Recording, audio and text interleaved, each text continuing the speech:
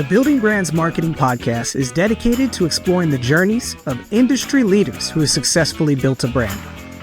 Join me, Robert Breuer, president of Building Brands Marketing, and an entrepreneur who's successfully scaled multiple brands as we dive deep into the strategies, challenges, and insights that have shaped the success of industry leaders and provide you with the resources you need to do the same. Building Brands Marketing is a full-service marketing agency specializing in crafting customized marketing strategies for service-based businesses with a creative powerhouse to drive real results. Welcome to the Building Brands Podcast.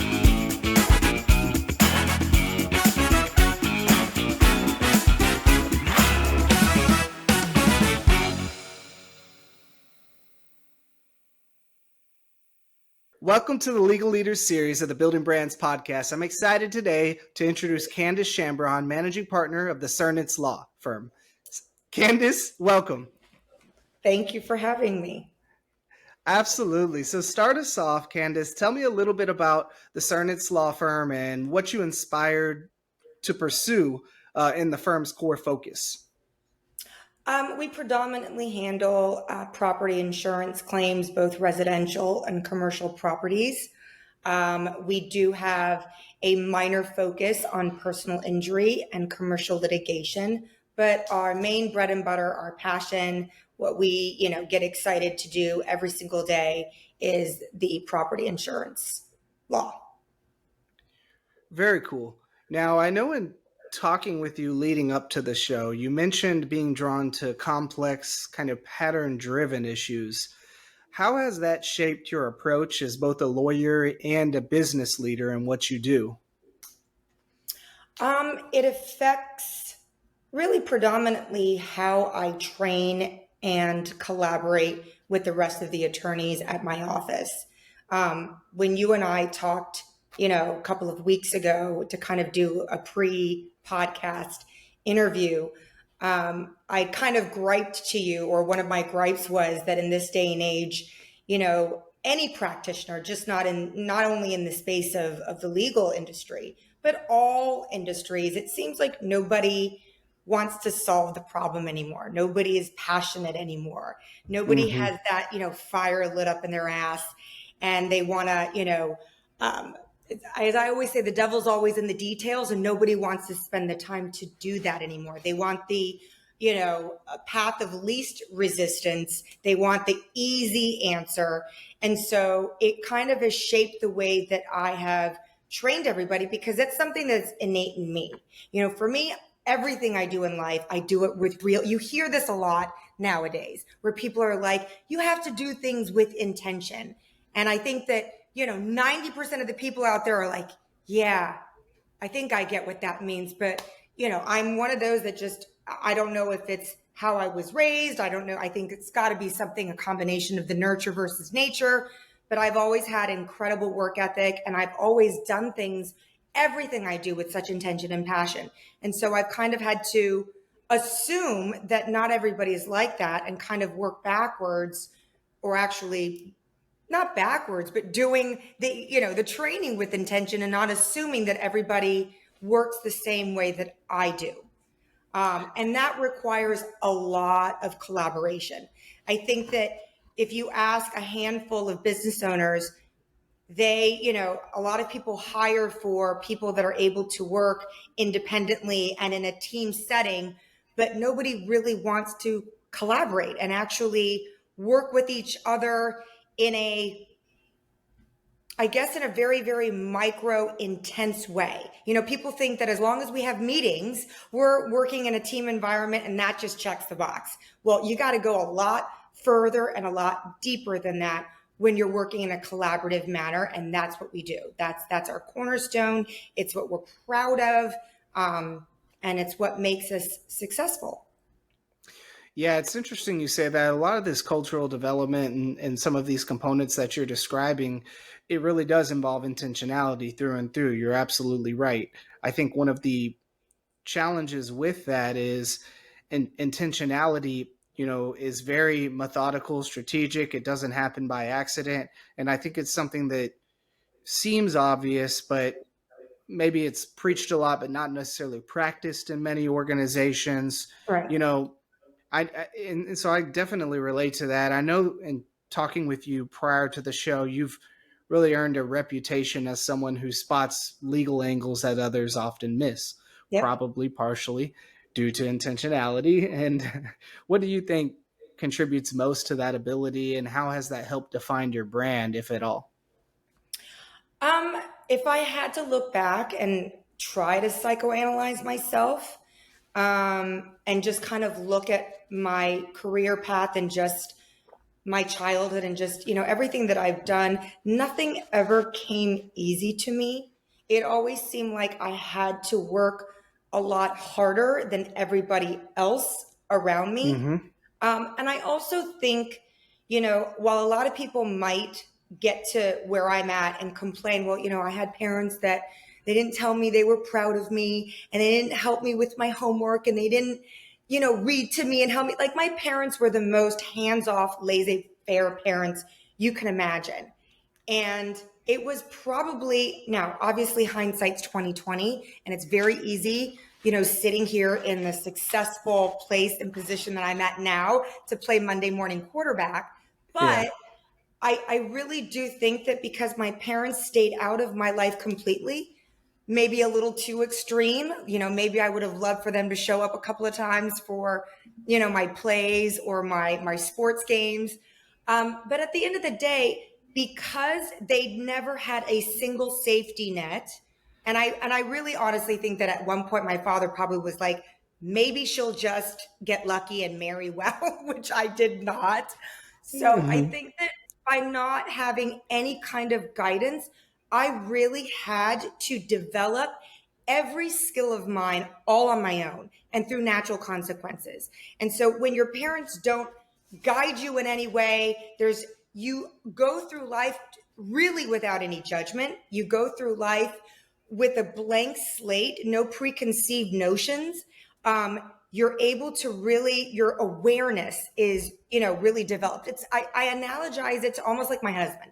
My husband likes to pride himself by saying, I'm a New Yorker, so I have a lot of street smarts because at a young age, I rode the subway from Long Island to the city, and we, all that kind of stuff. And it's no different than that, is when you have to develop every single thing on your own because there's no guidance. You have to sharpen up all of the senses. The tools that you have are all developed naturally. So I really think that Mm-hmm. that's where I get it from. Yeah, so there's a sort of tenacity that comes with that. Yeah. It's the ability to remain nimble, flexible, to be able to uncover components that someone else might overlook. And it's a And also unique to strength. endure, right? To endure. Because I think a lot of Yeah, people, especially, and I hate to throw the young folks under the bus, but it's no different than, I hear so many people, including, employees of mine, ex-employees of mine, where they're like, really? I have to go through thousands of pages. I mean, they all look the same. And I'm like, well, they all yeah. don't look the same because the devil's in the detail. Or, an associate of mine that is no longer with a firm, I was like, no, you need to write this a second, third, fourth time. And this person was like, no, you know what? No, I'm done. I stand by my work product. And this person didn't want to learn and didn't understand why I was making him go through the exercises again to fine tune his writing style and his abilities. And I just think that people lack the patience now and spend the time to figure things out on their own. What's the attention to detail? And those are the things that make great firms stand out and great brands stand out, is the attention to detail. You look at some of the most successful Fortune companies, our parent company, Rossmann Media, works with some major brands. And like Nike, Airbnb, Bose, and the attention to details that these Fortune companies have is, it's abnormal. It's not the norm, right? Right. And I think that it's really a personality component more than anything, than an age or a demographic component. I deal with the same problem. It's when we're going back to the intentionality component earlier, you touched on, hey, the you had to learn that everybody's not like you. That was a critical management lesson for myself, because Sometimes I said, hey, well, this is how I would do it, or this is what I would expect of myself. So this is what I would expect of you. And everybody has slightly different personality types in our industry, in the agency business. There's some very different personality types. You take someone like me, who's an SEO guy at, my core. I'm a numbers guy. I'm an analytical guy. I'm highly, I like to have things in spreadsheets. Well, there's a lot of people in our industry that are complete opposite side of the brain, creative, artistic, visionary.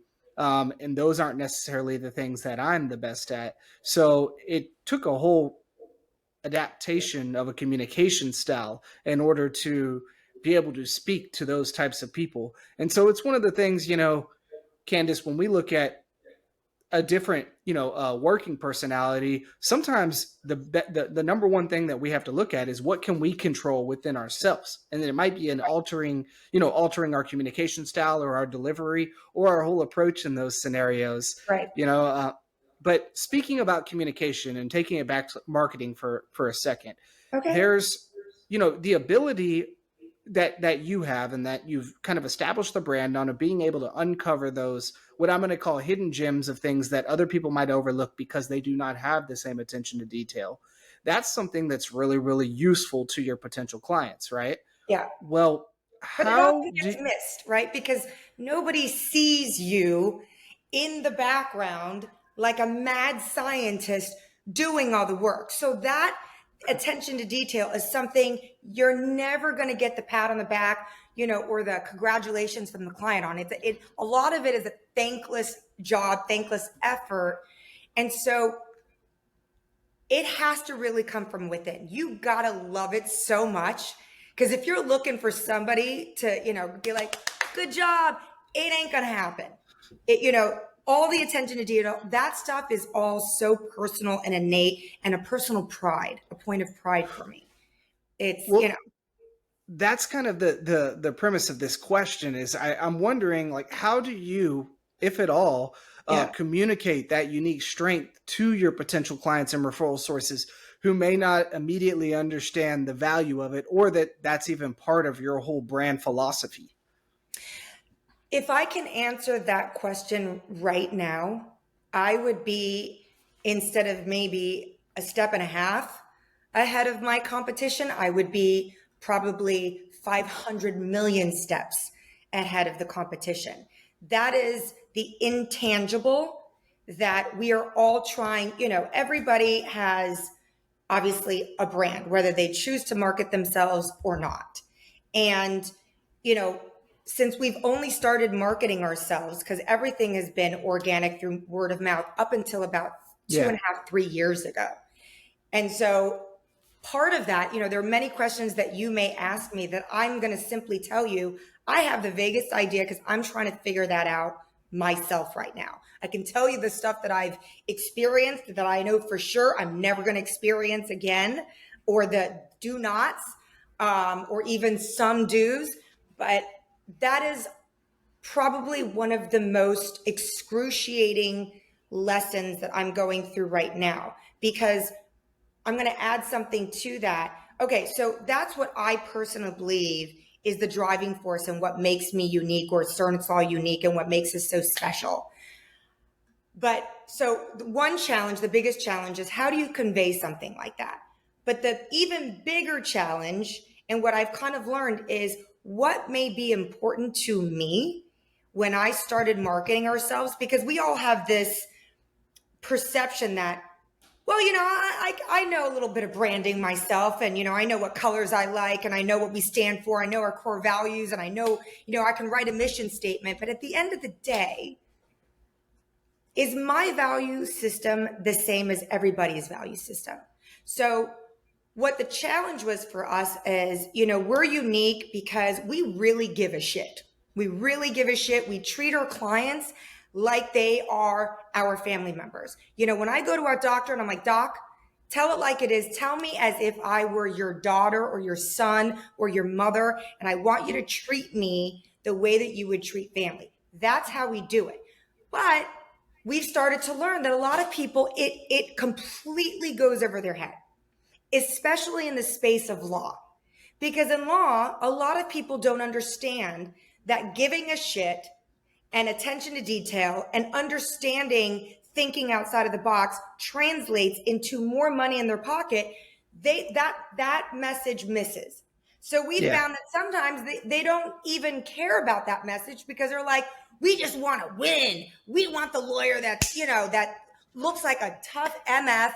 Do you know what I mean? And that all Yeah. they want to hear is, we're going to get you millions of dollars. Well, it's hard to reconcile what your value system is, and it translates into that a lot of money for the client. But then you're like, wait a second, that's all I had to say was, we're going to get you a lot of money. That doesn't feel right, because every other law firm is saying we're the big bad, insurance attorneys, and we're going to get you a lot of money, and we're going to make you promises, and da da da da da. And when you are an attorney that has a lot of integrity, I'm like, wait a second, I don't want to make promises that I can't necessarily come through with. And I always tell my clients or prospective clients, if an attorney is promising you things other than they are going to try their hardest for you, you better run the other way. Because an attorney should never be able to make promises to you other than, we're going to do our damn best to get you every single dollar that you deserve. So that's the challenge that we're dealing with right now, is how do I mesh the two?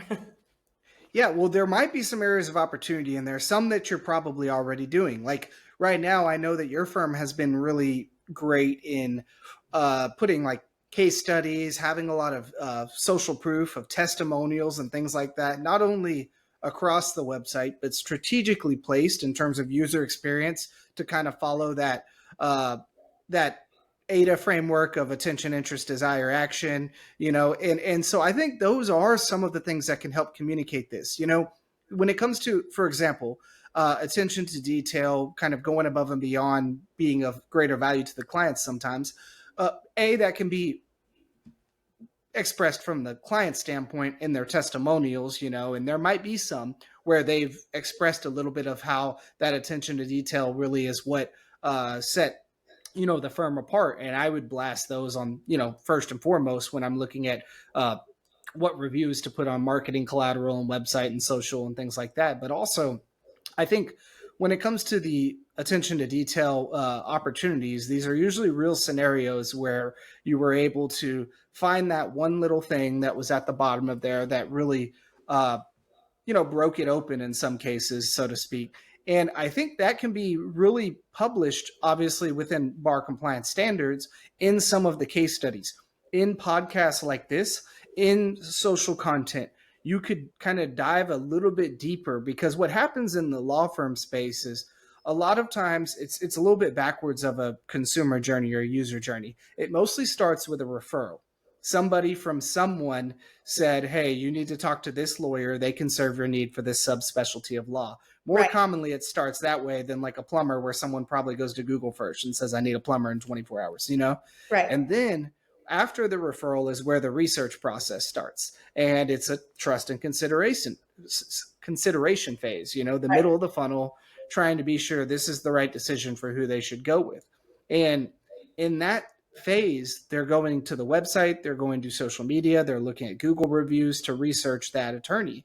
So if you could have those tidbits of what I'm going to call just, uncovered diamonds that you were able to find in the rough, and it was that last little detail that broke a case open. If that's what they find when they're in that research process, maybe that's a way that it could communicate that attention to detail that other firms might not have, and might just have the blah testimonials of, case studies of, we earned X amount for this firm on a property insurance thing. That's one idea and one approach. The other thing that comes to mind for me is that was a really simple conversation of us, talking about how this one component is, what has set your brand apart.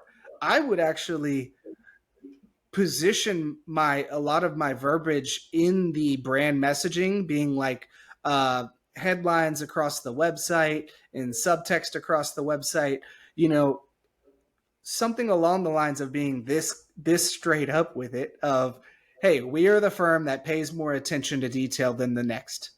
Something as simple as that.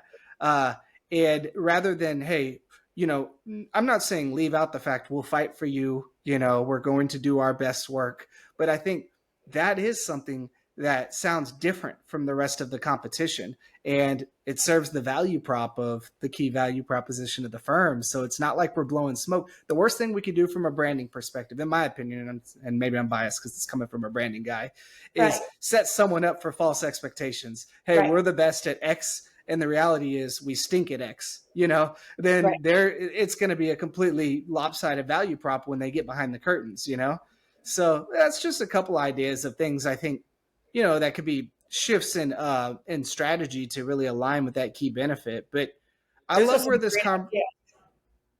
Really? thanks, Candice. Yeah, I love where this conversation is going because we're getting to some, some really common things that happen in the marketing industry, and one of the things is I feel, in talking with you, you told me the war story that just about every service-based business owner, not even just law firms, tells me about how, hey, they had some early marketing efforts where they partnered with another firm, or maybe they tried to do it themselves early on, and it was, disjointed, or there was unrealistic expectations. The firm maybe oversold what the possibilities were.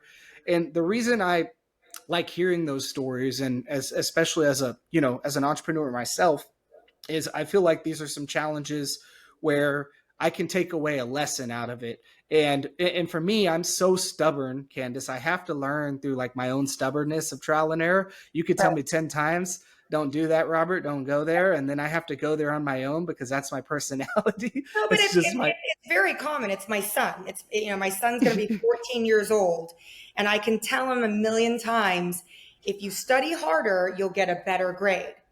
And I could, did you study hard? Did you study hard? Finally, recently, I had to tell him, let's do something different, because trying to explain to a 13-year-old, if you do the same thing over and over again and expecting an outcome, it's insanity. He doesn't really understand. I mean, he understands it in a general way. So I said, do me a favor. He's like, Mommy, I'm done studying. And I said, you know what? Just why don't you spend an extra day? Do something different this time. Study one more day extra, whether it's, 2 or 3 hours extra, going into the following day. And I promise you, you'll see a better grade than you normally see on your math test. He ended up getting 100, but he needed to experience that. And even though I asked him, how did you do on the test today? He goes, I felt great. I said, that's how you know you're prepared, when you feel great. I said, see, Mommy was right. He goes, that's not true, Mommy, because I don't have the results of the test yet. So I don't know, he needs the proof. Yeah. So finally, when he got the 100, I was like, thank God. And I'm sitting there, going, thank you, God, that it played out the way that I wanted to play out. Yeah. So it was a good teachable moment. So you're not the only one. Yeah. So I'm curious, what are the largest lessons in marketing that you've learned through establishing the brand? Okay. So these are some great nuggets, especially for you folks out there that are marketers. It almost seems like everybody starts off in a very similar way. You all may go to the same conferences, maybe join similar types of masterminds, where everybody's giving you these great nuggets. But what a lot of people aren't understanding is, if you're getting this information, the people that are giving you this information are already miles ahead of you, and they're giving you outdated, antiquated information. How do I know this? When I get the same or similar cold call emails, where, let's say, in the space of SEO, how many times have we all seen the fear-based emails that go, I was checking your website out and I've noticed a couple of problems. And, if you give me 30 minutes of your time, I'll tell you everything that's wrong with your website and how I can make it better. Yeah.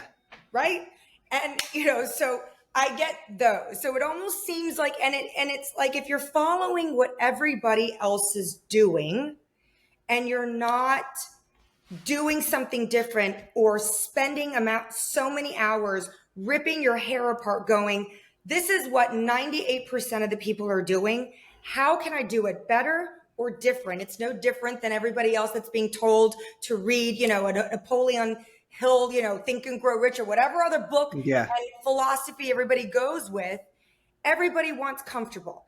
And that's how you'll know you don't want the 98%. Because it's like, dude, if I have to weed through 98% of the population of marketers, because they're all doing the same thing, you're not special to me.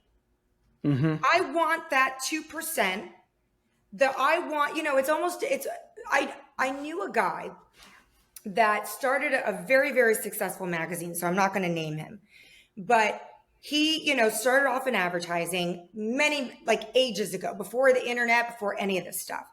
And he, was hell bent on getting a job at this major advertising agency out of New York. And so he got creative, figured out, this person's birthday, and sent, what do you call it? Like a messenger to deliver this really, really unique message and a unique present on the head of this department's birthday. Do I know what the present was? Do I know what the message was? No, I don't. But I'm sure that he was different than 98% of the people that just submitted a resume through your normal channels. And, he wasn't banking on pedigree. He wasn't banking on anything. But he's like, I'm in advertising. I want to be in advertising. We're supposed to be creative. So why am I not going to show him my creative side with whatever it is he ended up doing to get that job? So that's the first thing that I learned, was to start ignoring all of those emails. Delete, delete, delete, delete. They all sound the same. The lead-in clause to the email is the same. So that's the first thing I learned.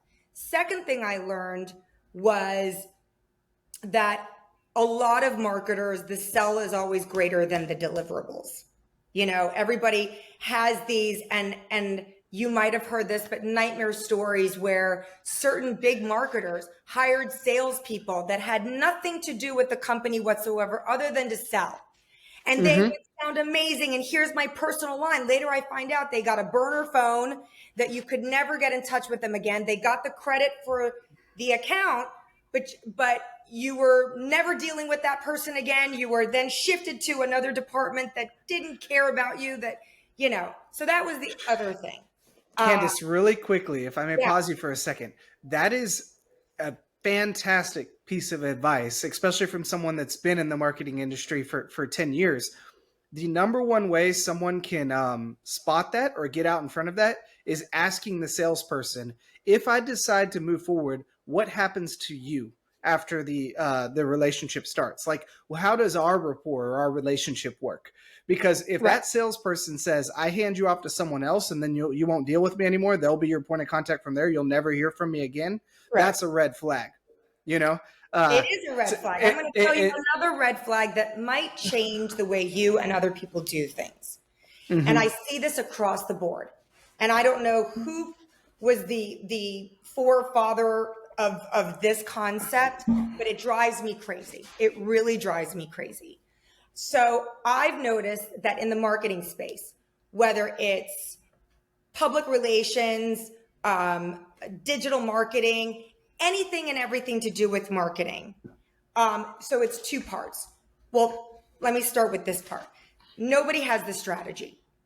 Okay. Everybody wants to tell you about all these analytics that they have, which, by the way, I did work with a huge outfit who will remain nameless, who was huge at one point and then went crashing down because they became too sales centric and not service centric. And they actually gave fake Google analytics to us. A lot of people, so you like, and here's what people need to understand. Your reputation is everything. And they think that the world is so big. I can fool a bunch of people and I'll just go on to the next one. Nope. Small world. Especially in the lawyer space. Legitimately, and you're not going to do things the right way, and you're going to lie to people. You might have staying power. You might live to see another day for a couple of years, but there's a shortened time period. If you are one of those companies that your sales is going to be your bigger than your deliverables, you're going to have issues. So that's one thing, is that, the sales is always great, but what people don't understand is marketing isn't a robotic going through the motions kind of thing, which is what everybody wants to do. It's like AI's doing my stuff.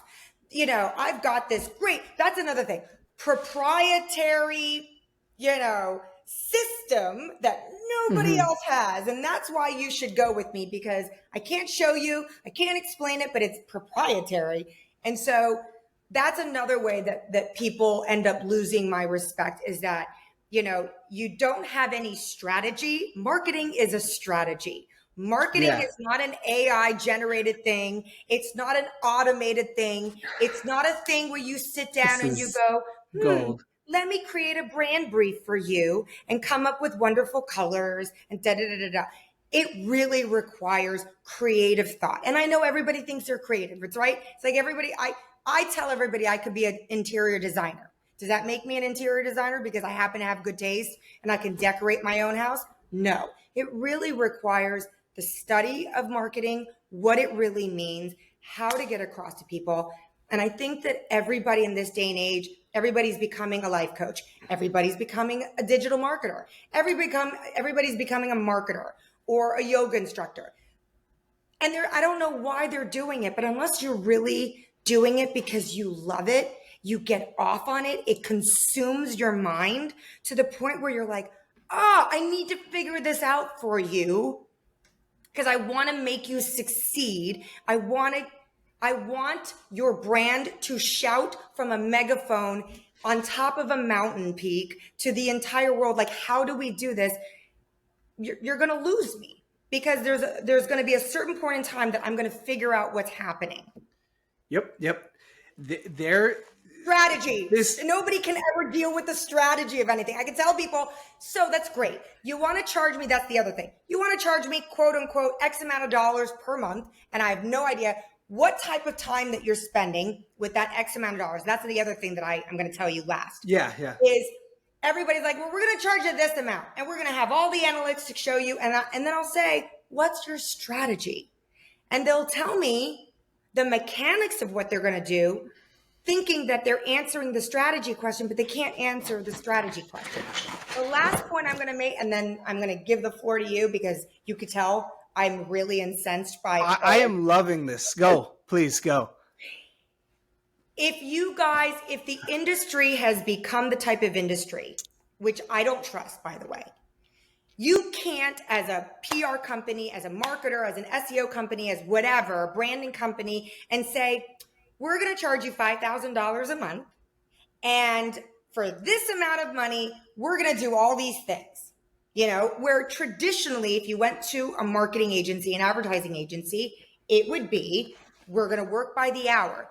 There's transparency with what we are doing and what we are charging you for. Now, everybody across the board wants to charge a fluffy amount per month.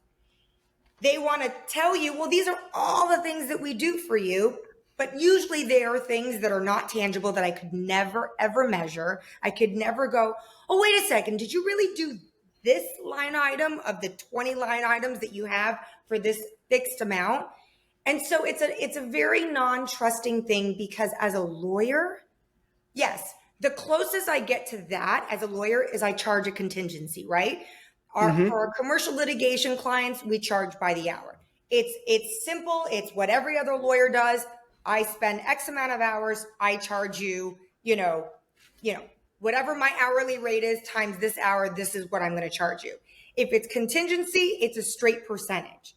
But what bothers me is, how did everybody come up? And it always seems to be the same amount across the board. This company, well, for $5,000 or for $6,000, we give this to you as the base entry point to our services. And I'm like, how did you know? How did you know that you were gonna spend $5,000 or $6,000 worth of time or strategy or creativity to give this type of result or output? And so I'm still working on that aspect of it, where I'm like, how do I get around this? How do I get out of this? I don't like it. Yeah. So I am going to later on play this last 10-minute excerpt to my staff in trainings, because you just about, like, hit everything I talk about that's wrong in the agency space in 10 minutes. So a couple of things I want to unravel there. And this is helpful for people because almost everybody that listens to this show likely has an agency or at least has an in-house marketing person, at least in-house personnel. Number one, I talk about this all the time. This is in all of the episodes. I mean, I always touch on it in some degree. Advertising has nothing to do with placing space. Well, that's not the primary component. That's a Advertising, right? exactly. Advertising and marketing is all about the message. What are you saying? And that is way more important than where you're going to put it. Mm-hmm. So it's impossible for somebody to tell you, you need to do this without knowing your brand and going through like a full needs analysis, because what's more important than this is where the message needs to be is what is the message? It doesn't have to be overly creative. I don't really, it can be, but sometimes it's a simple message that just needs to be deployed in the right way. But it's a message more importantly than an X, Y, and Z. You need to be in this channel, and that channel. Right. So first and foremost, I love that you said that because that is absolutely right. And I preach that all the time when I do my talks and conferences and other podcasts. Secondly, you want to know how when you hire an agency, you want to have the fulfillment agency. You don't want to have the sales agency. You want to know the easy way to uncover which one it is. Go to their website, look at their team. If there's more salespeople than fulfillment people, that is a red flag right off the jump. If there's more account managers than fulfillment people, that's a red flag right off the jump.